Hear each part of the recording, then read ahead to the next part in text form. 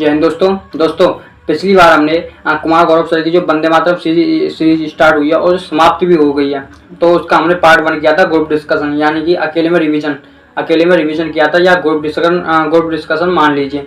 तो आज उसका पार्ट 2 है। चलिए स्टार्ट करते हैं। तो पहला क्वेश्चन है, किस संविधान संशोधन के द्वारा 5 विषयों को राज्य सूची से निकालकर संवर्ती सूची में स्थानांतरित कर दिया गया था? किन 5 विषयों को राज्य सूची से निकालकर संवर्ती सूची में ट्रांसफर कर दिया गया था? कौन से संविधान संशोधन के द्वारा? तो वो कौन सा संविधान संशोधन था? तो वो था 42वां संविधान संशोधन। कौन सा संविधान संशोधन था? तो वो था 42वां संविधान संशोधन 1976 में। कब हुआ था? 1976 में हुआ था, जिसे मिनी कॉन्स्टिट्यूशन भी बोलते हैं, यानी कि लघु संविधान भी बोला जाता है। कौन से संविधान संशोधन को? तो 42वें कॉन्स्टिट्यूशनल अमेंडमेंट को, 42 कॉन्स्टिट्यूशनल अमेंडमेंट को मिनी संविधान भी बोला जाता है, यानी कि लघु संविधान, यानी कि मिनी कॉन्स्टिट्यूशन भी बोला जाता है। कब हुआ था? 1976 में हुआ था। तो कौन कौन से 5 विषय थे?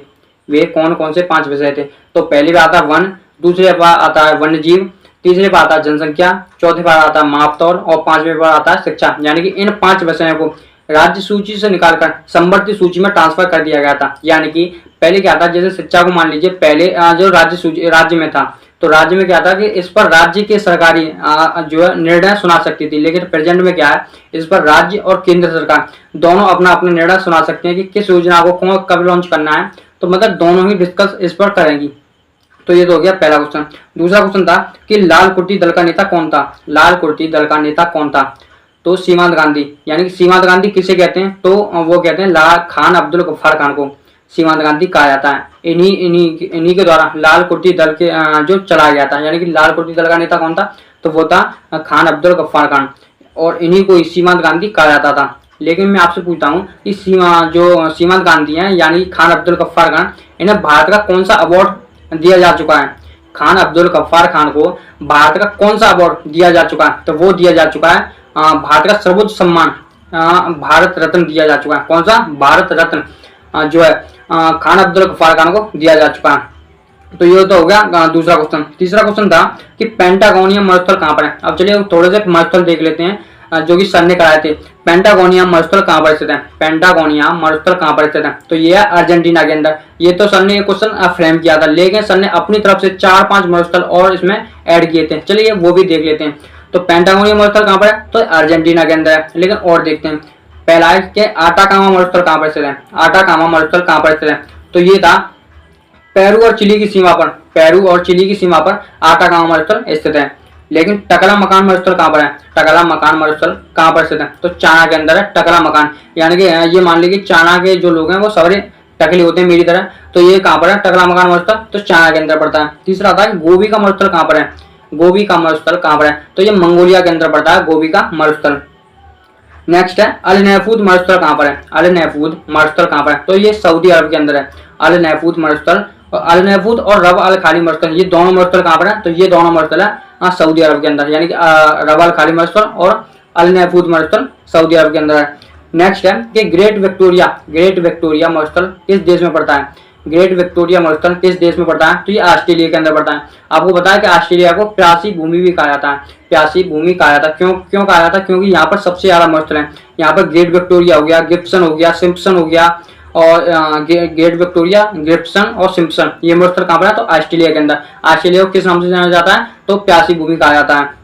और बाउल ऑफ शुगर किसे कहते हैं? यानी चीनी का कोटरा किस देश को कहा जाता है? तो क्यूबा को कहा जाता है। किसको? क्यूबा को कहा जाता है। और नहरों का देश किसे कहा जाता है? तो नहरों का देश जो है पाकिस्तान को कहा जाता है। किसे कहा जाता है? नहरों का देश पाकिस्तान को। बाउल ऑफ शुगर यानी कि चीनी का कटोरा, बाउल ऑफ शुगर चीनी का कटोरा क्यूबा को कहा जाता है। ये तो हो गया तीसरा क्वेश्चन। चौथा क्वेश्चन है मावठ की वर्षा निम्न में से किस फसल के लिए लाभकारी है? लाभकारी नहीं है। मावठ की वर्षा निम्न में से किस फसल के लिए लाभकारी नहीं है? तो सर ने इसमें 4 ऑप्शन दिए थे। पहला था गेहूं, दूसरा था बाजरा, तीसरा था चना और चौथा था सरसों। तो ये पूछा है कि मावठ की वर्षा यानी कि जिसे बोलते हैं गोल्डन ड्रॉप्स किस फसल के लिए उपयोगी नहीं है? तो मैं आपको बता दूं कि मावठ की वर्षा शीतकाल में जो वर्षा होती है उसे मावठ की वर्षा बोलते हैं, यानी कि गोल्डन ड्रॉप्स बोलते हैं। और शीतकाल में कौन कौन सी फसलें उगाई जाती हैं? तो जैसे कि आलू हो गए, सरसों हो गया, गेहूं हो गए, जौ हो गए। तो ये सब मावठ की वर्षा के लिए उपयोगी हैं। तो इन्हें बोलते हैं रबी की फसल। तो रबी की फसल को याद करने के लिए सर ने एक ट्रिक बताई थी जिसका नाम था कि नाई हूटर बजते ही जोश में आलू लाया।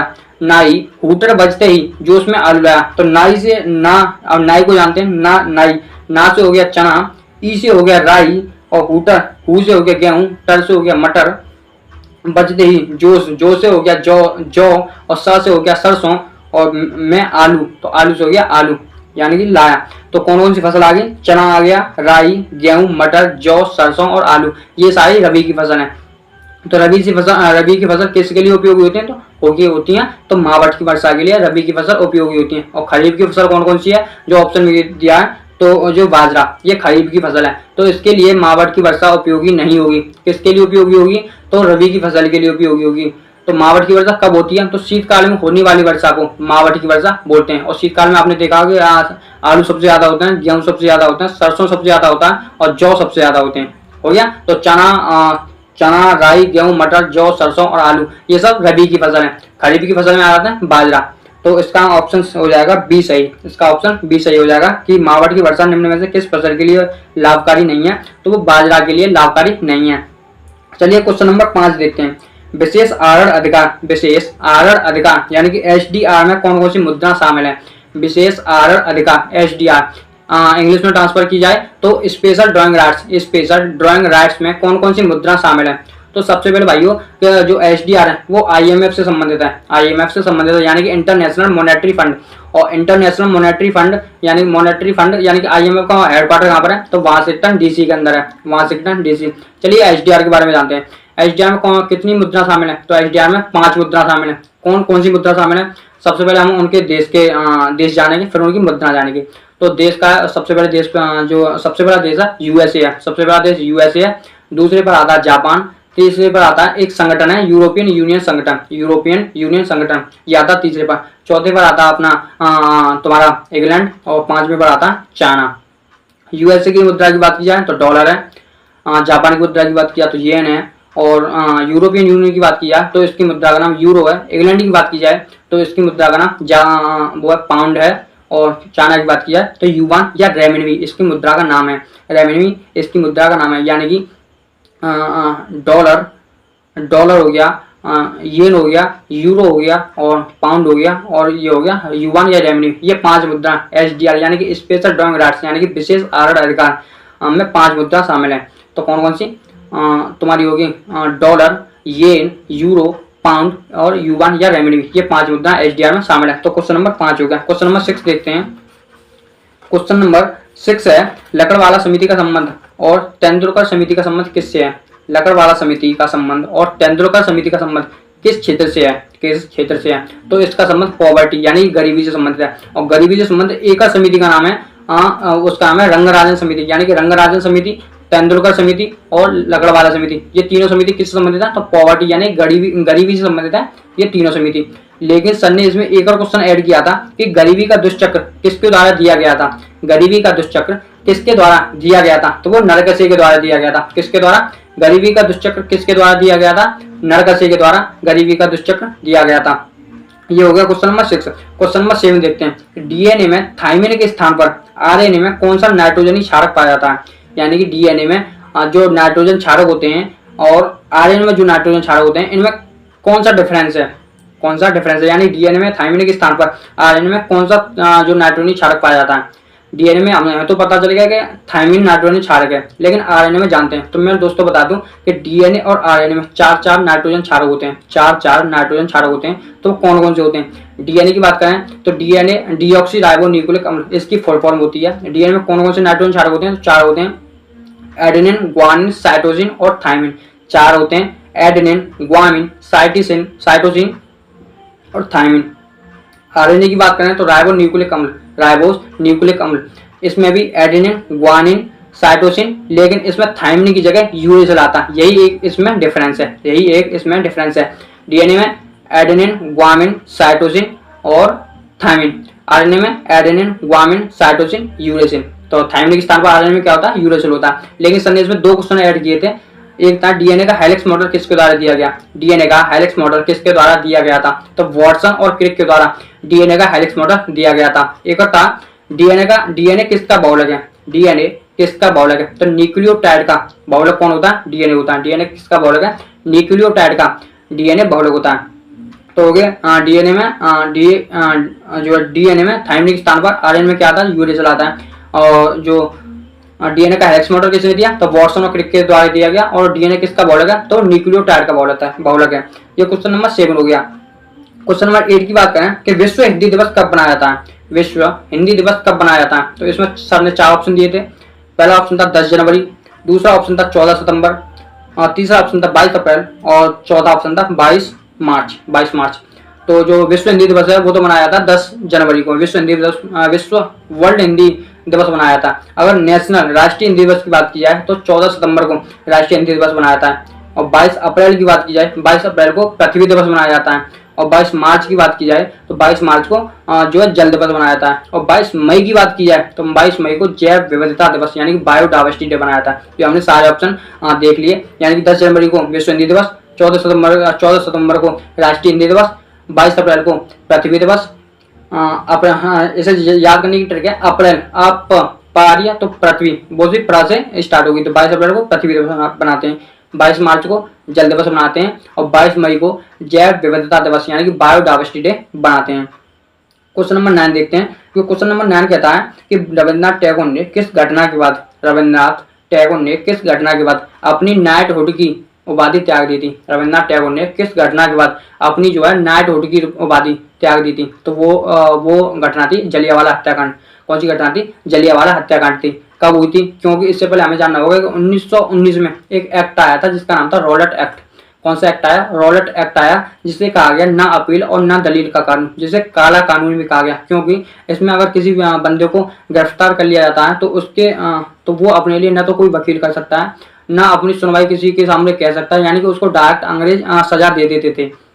तो इसके लिए इसका विरोध हुआ 13 अप्रैल 1919 को वैसाखी के दिन कहाँ पर हुआ, जलियांवाला बाग में। इसका विरोध प्रदर्शन किया गया 13 अप्रैल 1919 को। लेकिन जब विरोध हो रहा तो विरोध इतना चढ़ गया कि अंग्रेजों पर ये मतलब झेला नहीं गया। इसलिए जनरल डायर ने, उस समय जनरल डायर था, उसने जलियांवाला बाग में निहत्थे लोगों पर गोलियां चलवा दी, तो जिससे बहुत सारे लोगों की जान गई। इसी के कारण रविन्द्रनाथ टैगोर ने अपनी नाइटहुड की उपाधि त्याग दी थी। तो इसका ऑप्शन था कि रविन्द्रनाथ टैगोर ने किस घटना के बाद अपनी नाइटहुड की उपाधि त्यागी थी, तो उसका आंसर हो जाएगा जलियांवाला बाग के बाद, जलियांवाला बाग हत्याकांड के बाद रविन्द्रनाथ टैगोर जी ने अपनी नाइटहुड की उपाधि त्याग दी थी। ये तो हो गया क्वेश्चन। लेकिन सर ने इसमें एक और क्वेश्चन ऐड किया था कि इसकी समीक्षा के लिए किस आयोग की सिफारिश की गई।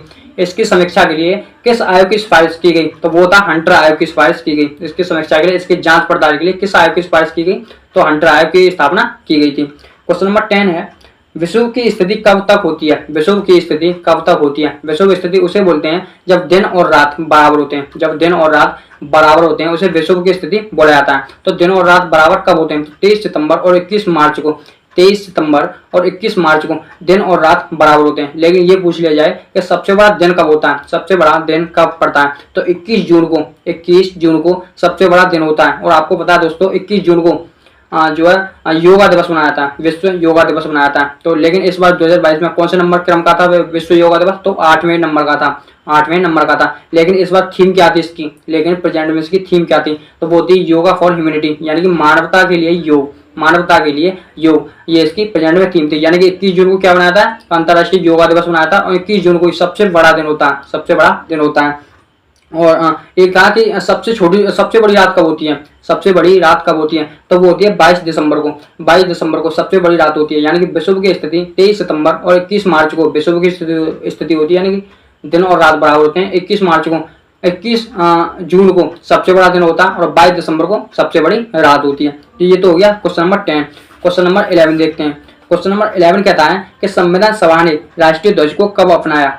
संविधान सभा ने राष्ट्रीय ध्वज को कब अपनाया था, तो इसमें सर ने 4 ऑप्शन दिए थे। पहला ऑप्शन है 24 जनवरी 1950, दूसरा ऑप्शन है 22 जनवरी 1947, तीसरा ऑप्शन है 22 जुलाई 1947 और चौथा ऑप्शन है 29 अगस्त 1947।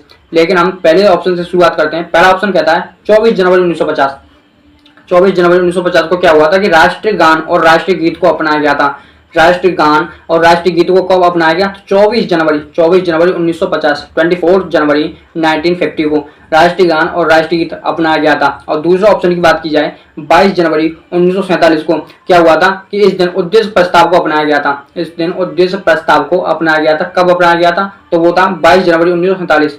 22 जनवरी 1947 को उद्देश्य प्रस्ताव को अपनाया गया था। उद्देश्य प्रस्ताव को जिसे प्रेजेंट में बोला जाता है प्रस्तावना, संविधान में जो होती है प्रस्तावना, इसे प्रेजेंट में प्रस्तावना बोला जाता है, लेकिन पहले उद्देश्य प्रस्ताव बोला जाता था। तो कब आया? तो 22 दिसंबर 1947 को उद्देश्य प्रस्ताव को अपनाया गया। लेकिन आया कब था? लेकिन ये पूछा जाता है कि आया कब था, तो वो आया था 13 दिसंबर 1946 को। कब आया? 13 दिसंबर 1946 को उद्देश्य प्रस्ताव आया, लेकिन लागू जो अपनाया गया कब अपनाया गया? 22 दिसंबर 1946 को अपनाया गया। 22 जनवरी 1947 को अपनाया गया। 22 जनवरी 1947 को अपनाया गया। ऑप्शन सी देखते हैं, 22 जुलाई 1947। 22 जुलाई 1947 तो इस दिन क्या हुआ था कि इस दिन हमारे प्यारे राष्ट्रीय ध्वज को अपनाया गया। कब अपनाया गया? तो 22 जुलाई 1947 को। 22 जुलाई 1947 को। और देश आज़ाद कब हो गया? तो 15 अगस्त 1947 को। 15 अगस्त 1947 को देश आज़ाद हो गया, लेकिन अपनाया कब गया? तो 22 जुलाई 1947 को राष्ट्रीय ध्वज अपनाया गया था। और चौथा ऑप्शन है 29 अगस्त 1947 को क्या हुआ? इस दिन प्रारूप समिति का निर्माण हुआ था। इस दिन प्रारूप समिति का निर्माण हुआ था 29 अगस्त 1947 को। लेकिन पूछते हैं कि प्रारूप समिति के अध्यक्ष कौन थे? प्रारूप समिति के अध्यक्ष कौन थे? तो वो थे डॉक्टर भीमराव अम्बेडकर जी। कौन थे? डॉक्टर भीमराव अम्बेडकर जी। डॉक्टर भीमराव अम्बेडकर जी के संबंधित 4 बुक्स बताइए, 4 किताबें बताइए। तो वो हैं व्यक्ति दर्शन, राष्ट्र दर्शन, जीवन दर्शन, आयन दर्शन। ये जो डॉक्टर भीमराव अम्बेडकर की 4 फेमस बुक हैं। लेकिन इसकी जो ये बुक किसके द्वारा लिखी गई? तो किशोर मकवाना जी के द्वारा ये बुक लिखी गई। लेकिन इसकी लॉन्चिंग किसके द्वारा की गई? तो इसकी लॉन्चिंग भारत के प्रधानमंत्री माननीय श्री प्रधानमंत्री नरेंद्र मोदी जी के द्वारा इसकी लॉन्चिंग की गई थी। लेकिन पूछते हैं फर्स्ट कानून मंत्री कौन थे? फर्स्ट कानून मंत्री कौन थे? तो वो थे हमारे डॉक्टर भीमराव अम्बेडकर जी। लेकिन इनकी एक और फेमस बुक का नाम है कि annihilation of caste. Annihilation of caste यानी जातियों का अंत। जातियों का अंत इनकी एक फेमस बुक का भी नाम है। नेक्स्ट क्वेश्चन है 12 क्वेश्चन देखते हैं कि महात्मा गांधी समुद्री राष्ट्रीय उद्यान कहाँ पर स्थित है? महात्मा गांधी समुद्री राष्ट्रीय उद्यान कहाँ पर स्थित है? तो ये अंडमान निकोबार में स्थित है। महात्मा गांधी समुद्री राष्ट्रीय उद्यान कहाँ पर स्थित है? अंडमान निकोबार में। और पूछते हैं कि सबसे छोटा जो राष्ट्रीय उद्यान है, सबसे छोटा नेशनल पार्क राष्ट्रीय उद्यान, ये भी कहाँ पर है? तो ये भी अंडमान निकोबार के अंदर है। लेकिन आपको पता है कि दोस्तों कि अंडमान निकोबार में जो हमारे देश का एकमात्र सक्रिय ज्वालामुखी है, इंडिया का एकमात्र सक्रिय ज्वालामुखी कहाँ पर है? तो वो है अंडमान निकोबार में। क्या नाम है उसका? तो बैरन ज्वालामुखी। क्या नाम है? बैरल ज्वालामुखी, बैरन। लेकिन पूछता है सबसे बड़ा जो नेशनल पार्क है या सबसे बड़ा राष्ट्रीय उद्यान कहाँ पर है? सबसे बड़ा राष्ट्रीय उद्यान कहाँ पर है? तो वो है हेमिस राष्ट्रीय उद्यान। कहाँ पर है? लद्दाख के अंदर। लद्दाख के अंदर हेमिस राष्ट्रीय उद्यान है सबसे बड़ा। सबसे छोटा अंडमान निकोबार साउथ बटन राष्ट्रीय उद्यान। सबसे छोटा कहाँ पर? साउथ बटन राष्ट्रीय उद्यान सबसे छोटा अंडमान निकोबार में। सबसे बड़ा हेमिस राष्ट्रीय उद्यान लद्दाख के अंदर। लेकिन पूछा था सबसे पुराना राष्ट्रीय उद्यान कौन सा है? सबसे पुराना राष्ट्रीय उद्यान कौन सा है? सबसे पुराना राष्ट्रीय उद्यान है Jim Corbett national park. Jim Corbett national park या जिम कॉर्बेट राष्ट्रीय उद्यान ये कहाँ पर है? उत्तराखंड के अंदर। लेकिन जिम कॉर्बेट राष्ट्रीय उद्यान का प्रेजेंट में नया नाम क्या है? प्रेजेंट में नया नाम क्या है? तो वो है Ramganga national park. Ramganga national park ये सबसे जो है नया नाम हो गया। लेकिन पूछता है कि सबसे नवीनतम राष्ट्रीय उद्यान कौन सा है? सबसे नवीनतम राष्ट्रीय उद्यान कौन सा है? तो वो है देहिंग पटकाई राष्ट्रीय उद्यान। देहिंग पटकाई राष्ट्रीय उद्यान कहाँ पर है? तो असम के अंदर है। असम में टोटल कितने राष्ट्रीय उद्यान है? असम में टोटल कितने राष्ट्रीय उद्यान है? तो असम में टोटल 7 राष्ट्रीय उद्यान है। रायमोना राष्ट्रीय उद्यान हो गया। काजीरंगा किसके लिए फेमस है? तो एक सींग वाले गैंडे के लिए फेमस है, ये भी असम के अंदर है। और देहिंग पटकाई राष्ट्रीय उद्यान हो गया, ये नवीनतम है भारत का और असम के अंदर स्थित है। ये तो हो गया क्वेश्चन नंबर 12। क्वेश्चन नंबर 13 की बात करें, 13 क्वेश्चन नंबर बात करें कि विश्व का सबसे बड़ा स्थल अवरुद्ध देश कौन सा है? विश्व का सबसे बड़ा स्थल अवरुद्ध देश कौन सा है? सबसे पहले हमें जानते हैं कि स्थल अवरुद्ध है क्या। स्थल अवरुद्ध दोस्तों उसे बोला जाता है जिसके चारों ओर जिस देश की सीमा समुद्र से न लगती हो। जिस किसी देश की सीमा समुद्र से न लगती हो उसे स्थल अवरुद्ध क्षेत्र बोला जाता है। चाहे भले उसकी सीमा जो है बशर्ते उसकी जो है नहरों से लगती है उसकी सीमा और चाहे झीलों से लगती हो, लेकिन समुद्र से उसकी सीमा नहीं लगती है उसे स्थल अवरुद्ध क्षेत्र बोला जाता है। तो ऐसा कौन है? सबसे बड़ा देश कौन सा है? सबसे बड़ा स्थल अवरुद्ध देश कौन सा है? तो वो है कजाकिस्तान। कजाकिस्तान की राजधानी या कैपिटल की बात की जाए तो वो है नूर सुल्तान। क्या है? नूर सुल्तान। भारत और कजाकिस्तान के बीच कौन सा एक्सरसाइज की जाती है? भारत और कजाकिस्तान के बीच कौन सी एक्सरसाइज की जाती है? तो वो है Kazind exercise. Kazind exercise. Sir ने इसमें एक दो क्वेश्चन ऐड किए थे कि सिएरा नेवेदा किस प्रकार का पर्वत है? सिएरा नेवेदा किस प्रकार का पर्वत है? सिएरा नेवेदा किस प्रकार का पर्वत है? तो वो है ब्लॉक माउंटेन। कौन सा? Block mountain. कहाँ पर स्थित है? यूएसए के अंदर स्थित है। कहाँ पर? यूएसए के अंदर स्थित है। 14वां क्वेश्चन देखते हैं कि भारत के पहले वायसराय कौन थे? भारत के पहले वायसराय कौन थे? तो इसका आंसर तो हो जाएगा भारत के पहले वायसराय लॉर्ड कैनिंग थे। कौन थे भारत के पहले वायसराय? Lord Canning. लेकिन सर ने इसमें 4-5 क्वेश्चन ऐड किए थे कि बंगाल का पहला गवर्नर कौन था? बंगाल का पहला गवर्नर कौन था? तो वो था रॉबर्ट क्लाइव। इससे अगर आपने पिछली वाली वीडियो नहीं देखी होगी तो उसमें मैंने रॉबर्ट क्लाइव की संक्षिप्त विवरण बताया है कि रॉबर्ट क्लाइव आखिर कौन था, ये बंगाल का पहला गवर्नर कैसे बना, किस युद्ध के बाद बना, ये सारा मैंने इसके पिछले वाले पार्ट में बनाया। अगर पिछले वाला पार्ट अगर आपने नहीं देखा तो ऊपर आई बटन पर लिंक है, वहां पर जाकर देख सकते हैं, या मैंने डिस्क्रिप्शन में लिंक नीचे जो है लिंक दिया है, वहां पर जाकर देख सकते हैं। यानी कि बंगाल का पहला गवर्नर रॉबर्ट क्लाइव है। और बंगाल का पहला गवर्नर जनरल कौन था? तो वो था वॉरेन हेस्टिंग। कौन था? Warren Hasting. और इंडिया का पहला गवर्नर जनरल कौन था? इंडिया का पहला गवर्नर जनरल तो वो विलियम बेंटिक था। और इंडिया का पहला वायसराय लॉर्ड कैनिंग था। लेकिन रॉबर्ट क्लाइव के बारे में एक बनता है कि इसने जो बंगाल में द्वैत शासन प्रथा लागू करती थी, द्वैत शासन प्रथा लागू करती थी। लेकिन वॉरेन हेस्टिंग ने जब गवर्नर जनरल बंगाल का बना तो इसने द्वैत शासन प्रथा हटा दी। लेकिन बात करते हैं विलियम बेंटिक के बारे में। विलियम बेंटिक ने राजा राम मोहन राय के साथ 1829 में सती प्रथा का अंत किया था। चलिए जानते हैं राजा राम मोहन राय के बारे में। राजा राम मोहन राय को राजा की उपाधि किसने दी थी? राजा राम मोहन राय को राजा की उपाधि किसने दी थी? तो अकबर द्वितीय ने दी थी। अकबर द्वितीय ने दी थी। अकबर द्वितीय ने दी थी। राजा राम मोहन राय की ब्राह्मण समाज की स्थापना किसने की? ब्राह्मण समाज की स्थापना किसके द्वारा की गई? तो वो भी राजा राम मोहन राय के द्वारा की गई। तो ये हो गया हमारा 14 क्वेश्चन। चलिए 15वां क्वेश्चन देखते हैं। 15वां क्वेश्चन है गदर पार्टी की स्थापना किसके द्वारा की गई थी? गदर पार्टी की स्थापना किसके द्वारा की गई थी? इसमें सर ने 4 ऑप्शन दिए थे। पहला ऑप्शन था सुभाष चंद्र बोस, दूसरा ऑप्शन था चित्तरंजन दास, तीसरा ऑप्शन था लाला हरदयाल, और जो लास्ट ऑप्शन था ए.ओ. ह्यूम। तो इसका आंसर हो जाएगा लाला हरदयाल और सोहन सिंह भागना जी के द्वारा। लाला हरदयाल और सोहन सिंह भागना जी के द्वारा गदर पार्टी की स्थापना की गई थी। गदर पार्टी की स्थापना की गई थी। सुभाष चंद्र बोस के बारे में जानते हैं तो फॉरवर्ड ब्लॉक की स्थापना किसके द्वारा की गई? सुभाष चंद्र बोस जी के द्वारा की गई थी। और सुभाष चंद्र बोस जी का जन्म दिवस 23 जनवरी को कौन सा दिवस मनाते हैं? तो पराक्रम दिवस मनाते हैं। अगर ए.ओ. ह्यूम के बारे में जाने तो राष्ट्रीय कांग्रेस के अध्यक्ष कौन थी? राष्ट्रीय कांग्रेस की स्थापना किसने की थी? कांग्रेस की स्थापना किसके द्वारा की गई? तो ए.ओ. ह्यूम के द्वारा की गई। क्वेश्चन नंबर 16 है। क्वेश्चन नंबर 16 क्या कहता है कि माउंट एवरेस्ट पर पहली बार चढ़ाई कब और किसके द्वारा की गई? माउंट एवरेस्ट पर पहली बार चढ़ाई कब और किसके द्वारा की गई थी? तो माउंट एवरेस्ट पर पहली बार चढ़ाई 1953 में एडमंड हिलेरी और तेंजिंग नॉर्वे के द्वारा की गई थी। एडमंड हिलेरी और तेंजिंग नॉर्वे जी के द्वारा पहली बार 1953 में माउंट एवरेस्ट की चढ़ाई की गई थी। लेकिन माउंट एवरेस्ट का दूसरा नाम क्या? तो सागर माता माउंट एवरेस्ट को कहा जाता है। तो माउंट एवरेस्ट किस देश में पड़ता है? तो नेपाल देश में माउंट एवरेस्ट पड़ता है। सर ने इसमें एक और क्वेश्चन ऐड किया था कि पहली भारतीय महिला कौन थी जिसने माउंट एवरेस्ट को फतेह किया था? पहली भारतीय महिला कौन थी जिसने माउंट एवरेस्ट को फतेह किया था? तो वो थी बछेंद्री पाल। कौन थी? बछेंद्री पाल। क्वेश्चन नंबर 17 है भारतीय राज्य संविधान में स्वतंत्र न्यायपालिका, एकल नागरिकता, नीति निर्देशक तत्व, संविधान संशोधन तथा मौलिक कर्तव्य किस देश से लिए गए थे? इसमें सर ने बहुत सारे क्वेश्चन को एक ही क्वेश्चन में फ्रेम कर दिया था। यानी कि भारतीय संविधान स्वतंत्र न्यायपालिका की बात की जाए किस देश से लिए गए? स्वतंत्र न्यायपालिका को बोलते हैं मौलिक अधिकार। तो किस देश से लिए गए? तो ये यूएसए से लिए गए। अधिकार की बात कर रहा तो अधिकार सबसे ज्यादा किसमें? तो यूएसए के संविधान में। सबसे ज्यादा जो है शक्तिशाली देश कौन सा? तो यूएसए। तो अधिकार कहाँ से आएंगे? तो यूएसए से। भारत और यूएसए के बीच कौन सी एक्सरसाइज की जाती है? तो वज्र प्रहार एक्सरसाइज की जाती है। अब बात करते हैं एकल नागरिकता की। एकल नागरिकता किस देश के संविधान से ली गई है? कि एकल नागरिकता किस देश के संविधान से ली गई है? तो वो ली गई है इंग्लैंड के संविधान से। कहाँ से? इंग्लैंड के संविधान से। अब बात करते हैं नीति निर्देशक तत्व यानी कि DPSP, directive principle and state policy. तो भाग कौन सा? भाग 4 है। और डीपीएसपी की बात की जाए तो ये कहाँ से लिए गए? आयरलैंड से लिए गए। कहाँ से? आयरलैंड से। तो आर्टिकल कहाँ से कहाँ तक है? आर्टिकल 36 से 51 तक डीपीएसपी में बताए गए। आर्टिकल 40 की बात करें तो ये ग्राम पंचायत के बारे में बताता है। आर्टिकल 47 की बात की जाए तो ये पोषण के बारे में बताता है। आर्टिकल 50 की बात की जाए तो आर्टिकल कार्यपालिका और न्यायपालिका को अलग करता है। आर्टिकल 51 क्या कहता है कि अंतर्राष्ट्रीय शांति के बारे में बताता है। आर्टिकल जो 51। आर्टिकल 44 क्या बताता है? यूनिफॉर्म सिविल कोड यानी कि समान सिविल संहिता। आर्टिकल 44 बताता है। क्वेश्चन नंबर 17 हो गया। क्वेश्चन नंबर 18 की बात की जाए कि संविधान संशोधन के द्वारा शिक्षा को मौलिक अधिकार के रूप में संविधान में शामिल किया गया, यानी कि किस संविधान संशोधन के द्वारा शिक्षा को मौलिक अधिकार के रूप में संविधान में शामिल किया गया था।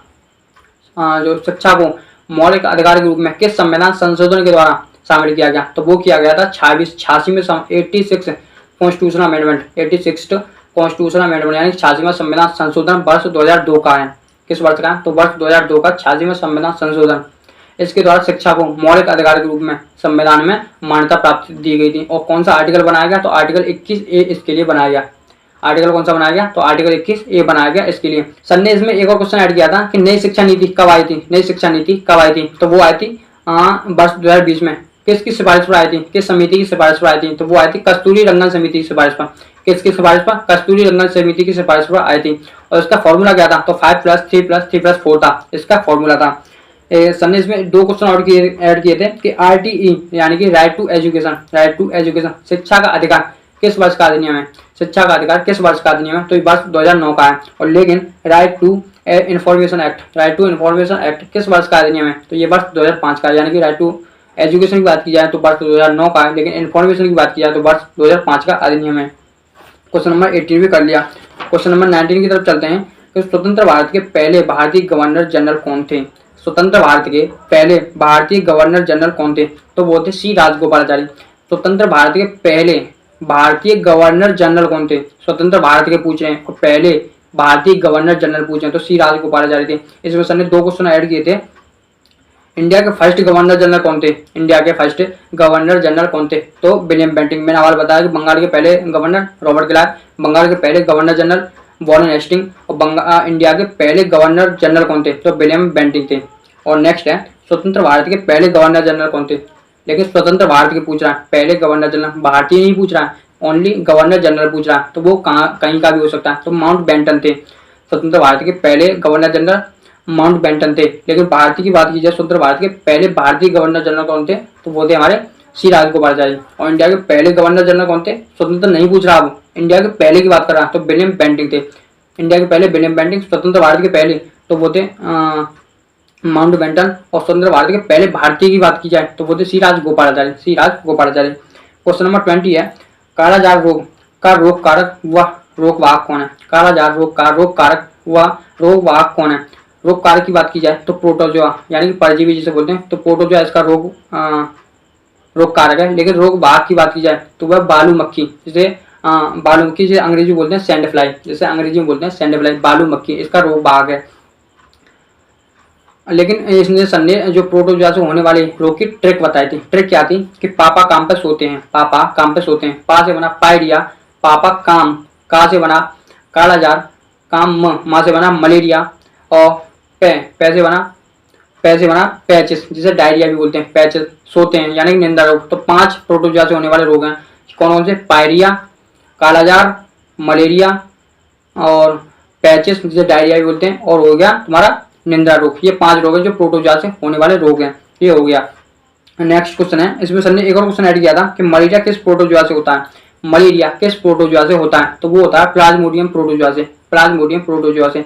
मलेरिया की दवा कौन सी है? तो मलेरिया की दवा कोनेन है। कहाँ से प्राप्त होती है? तो सिनकोना वृक्ष से प्राप्त होती है। सिनकोना के वृक्ष से मलेरिया की दवा कोनेन प्राप्त होती है। नेक्स्ट क्वेश्चन था कि मलेरिया के प्रोटोजोआ की खोज किसने की थी? तो वो की थी रोनाल्ड रॉस ने मलेरिया के प्रोटोजोआ की खोज की थी। नेक्स्ट है कि मलेरिया से क्या प्रभावित होता है? मलेरिया से क्या प्रभावित होता है? तो वो आरबीसी यानी श्वेत रक्त कणिकाएं मलेरिया से प्रभावित होती हैं। बोलते हैं प्लेट गिर गई मलेरिया में, इतनी बढ़ गई उतनी गिर गई, तो ये मलेरिया से प्रभावित होती हैं। क्वेश्चन नंबर 21 है हमारा, भारतीय राष्ट्रीय कांग्रेस की पहली महिला अध्यक्ष कौन थी? भारतीय राष्ट्रीय कांग्रेस की पहली महिला अध्यक्ष कौन थी? और कांग्रेस की स्थापना किसने की थी? तो A.O. ह्यूम ने की थी। लेकिन पूछ क्या रहा है? भारतीय राष्ट्रीय कांग्रेस की पहली महिला अध्यक्ष पूछ रहा है। भारतीय राष्ट्रीय कांग्रेस की पहली महिला अध्यक्ष कौन थी? तो वो थी हमारी सरोजिनी नायडू। भारतीय राष्ट्रीय कांग्रेस की पहली महिला अध्यक्ष थी। सरोजिनी नायडू की बात की जाए तो सरोजिनी नायडू जो यूपी की पहली राज्यपाल भी रह चुकी हैं, यूपी की पहली महिला राज्यपाल भी रह चुकी हैं। और इन्होंने सरोजिनी नायडू जी ने 1925 में एक अधिवेशन किया था। उस अधिवेशन का नाम था कानपुर अधिवेशन। क्या नाम था? कानपुर अधिवेशन, जिसकी अध्यक्षता सरोजिनी नायडू जी के द्वारा की गई थी। नेक्स्ट क्वेश्चन था इसमें कि फर्स्ट महिला अध्यक्ष तो एनी बेसेंट थी, फर्स्ट महिला अध्यक्ष एनी बेसेंट थी। और भारतीय महिला की बात की जाए तो वो सरोजिनी नायडू थी। लेकिन संदेश में एक और क्वेश्चन ऐड किया था कि एनी बेसेंट किस देश की रहने वाली थी, वो आयरलैंड की रहने वाली थी। और इनकी पत्रिका का नाम क्या था, तो व्हील, इनकी पत्रिका का नाम था कॉमनवेल्थ, इनकी पत्रिका का नाम था। नेक्स्ट क्वेश्चन था कि होम रूल लीग की स्थापना किसके द्वारा की गई थी, होम रूल लीग की स्थापना किसके द्वारा की गई थी, तो 1916 में होम रूल लीग की स्थापना एनी बेसेंट और बाल गंगाधर तिलक जी के द्वारा की गई थी। चलिए 22 क्वेश्चन देखते हैं। 22 क्वेश्चन है, हड़प्पा सभ्यता का सबसे पूर्वी स्थल आलमगीरपुर, आलमगीरपुर किस नदी के किनारे स्थित है। हड़प्पा सभ्यता का सबसे पूर्वी स्थल आलमगीरपुर किस नदी के किनारे है, तो आलमगीरपुर हिंडन नदी के किनारे है। कहाँ पर है, हिंडन नदी। पूर्व की बात की जाए तो सबसे पूर्व में आलमगीरपुर है। अगर पूर्व पश्चिम में एक भी नहीं है। पूर्व उत्तर की बात की जाए तो मांडा, मांडा स्थल है। और दक्षिण की बात की जाए तो दैमाबाद है। कौन सा स्थल है, दैमाबाद। और आलमगीरपुर पूरा यूपी के अंदर है, किस नदी के किनारे, तो हिंडन नदी के किनारे। 22 क्वेश्चन हो गया। 23 क्वेश्चन है, 23 क्वेश्चन है हमारा कि गल्फ स्ट्रीम और लेब्राडोर क्या है। गल्फ स्ट्रीम और लेब्राडोर क्या है, तो ये हमें 4 प्रकार की जलधाराएं याद करनी है। गल्फ स्ट्रीम, लेब्राडोर, एलिनिनो और लालिनो, ये 4 प्रकार की जलधारा जो बहुत ही इंपॉर्टेंट है। गल्फ स्ट्रीम की बात करें तो ये गर्म जलधारा, ये एक गर्म जलधारा। और लेब्राडोर की बात करें तो ये ठंडी जलधारा। तो ये 2 जलधाराएं जो है नॉर्थ अमेरिका में पाई जाती हैं, नॉर्थ अमेरिका में मिलती हैं। लेकिन एलिनिनो की बात करें तो एलिनिनो एक गर्म जलधारा है, एलिनिनो एक गर्म जलधारा है। इसमें से एक क्वेश्चन बनता है कि एलिनिनो भारतीय जलवायु पर, भारतीय मानसून पर कैसा प्रभाव डालती है, सकारात्मक या नकारात्मक। तो ये गर्म जलधारा तो भारतीय मानसून पर ये नकारात्मक प्रभाव डालती है। लेकिन लालिनो की बात की जाए तो ये ठंडी जलधारा है, ये भारतीय मानसून पर सकारात्मक प्रभाव डालती है। एलिनिनो नकारात्मक प्रभाव और लालिनो सकारात्मक प्रभाव डालती है। क्वेश्चन नंबर 24 है, काकेशस पर्वत की सबसे ऊंची चोटी कौन सी है। काकेशस पर्वत की सबसे ऊंची चोटी कौन सी है। इसमें सर ने 4 ऑप्शन दिए थे। पहला ऑप्शन था mount Albert, mount Elbrus, mount एकांगुआ, mount Kilimanjaro. तो काकेशस पर्वत की सबसे ऊंची चोटी कौन सी हो जाएगी, तो वो हो जाएगी माउंट एलब्रुस। कौन सी, माउंट एलब्रुस। यूरोप की सबसे ऊंची चोटी कौन सी है, तो यूरोप की सबसे ऊंची चोटी भी माउंट एलब्रुस है। यानी कि यूरोप की सबसे ऊंची चोटी, यूरोप की सबसे ऊंची पर्वतमाला में सबसे ऊंची चोटी कौन सी है, तो यूरोप की सबसे ऊंची पर्वतमाला है काकेशस पर्वत और इसकी सबसे ऊंची चोटी है माउंट एलब्रुस।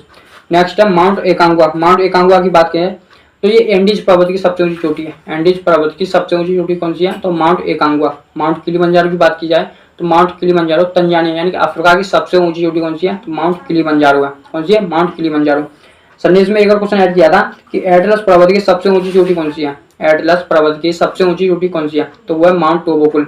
माउंट टोबोकुल एटलस पर्वत की सबसे ऊंची चोटी है जो कि अफ्रीका के अंदर ही पाई जाती है। और अफ्रीका की सबसे ऊंची चोटी है जो कि तंजानिया, माउंट किलिमंजारो जो कि तंजानिया के अंदर पाई जाती है। नेक्स्ट है माउंट एल्बर्ट की बात करें तो रॉकीज पर्वत की सबसे ऊंची चोटी कौन सी है, तो माउंट एल्बर्ट है। माउंट एल्बर्ट किसकी चोटी सबसे ऊंची चोटी है, तो माउंट रॉकीज पर्वत की सबसे ऊंची चोटी कौन सी है, तो Mount Elbert, Mount Elbert. Next 25 question हमारा, उच्च न्यायालय के न्यायाधीशों की नियुक्ति कौन करता है। उच्च न्यायालय के न्यायाधीशों की नियुक्ति कौन करता है, तो ऑप्शन दिए थे राज्यपाल, मुख्यमंत्री, संसद या राष्ट्रपति। तो उच्च न्यायालय यानी हाईकोर्ट के न्यायाधीशों की नियुक्ति राष्ट्रपति के द्वारा की जाती है। अब चलिए जानते हैं संसद के बारे में। संसद का आर्टिकल कौन सा है, तो आर्टिकल 79 में संसद के बारे में बताया गया। संसद किन किन 3 क्षेत्रों से मिलकर बना है, तो संसद राज्यसभा, लोकसभा और प्रेसिडेंट से मिलकर संसद का निर्माण होता है। एक ट्रैक है सरला, सा से बना संसद जिसका आर्टिकल है 79, और रा से बना राज्यसभा जिसका आर्टिकल है 80, और ला से बना लोकसभा जिसका आर्टिकल है 80।